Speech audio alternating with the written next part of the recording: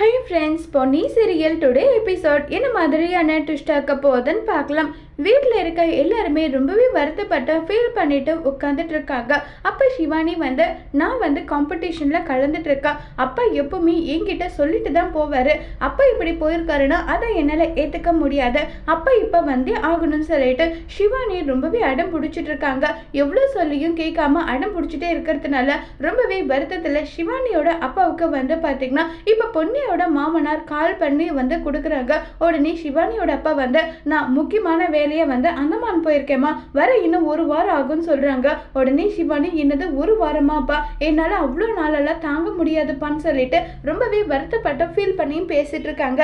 நான் சீக்கிரம் வந்துடுவேன், வரும்போது உனக்கு நிறைய டாய்ஸ் பொம்மை எல்லாம் வாங்கிட்டு வரேன், படாம இருன்னெல்லாம் சொல்லிக்கிட்டு இருக்காங்க. இதை கேட்டு ரொம்பவே சந்தோஷத்துல சிவானி துள்ளி குதிச்சிட்டு இருக்காங்க.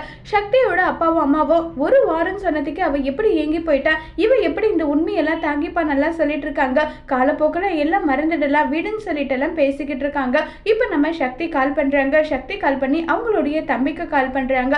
கால் பண்ணி மாமா எப்படிப்பட்ட வேலையெல்லாம் பண்ணிருக்காருன்னு பாரு, மாசமே 5 லட்சம் ரூபாய்க்கு மேல அந்த இடத்துல இருக்கவங்களுக்கெல்லாம் கொடுத்துருக்காங்க பாருன்னு சொல்லிட்டு இருக்காங்க. உடனே சிவானியோட அம்மா பயங்கரமா ஃபீல் பண்ணி இப்படிப்பட்ட நம்பிக்கை துரோகம் இவர் பண்ணிருக்காரு, இது தெரியாம இவர் சொன்னது எல்லாமே நான் நம்பிட்டு இருந்திருக்கேன்னு சொல்லிட்டு ரொம்ப வருத்தப்படுறாங்க.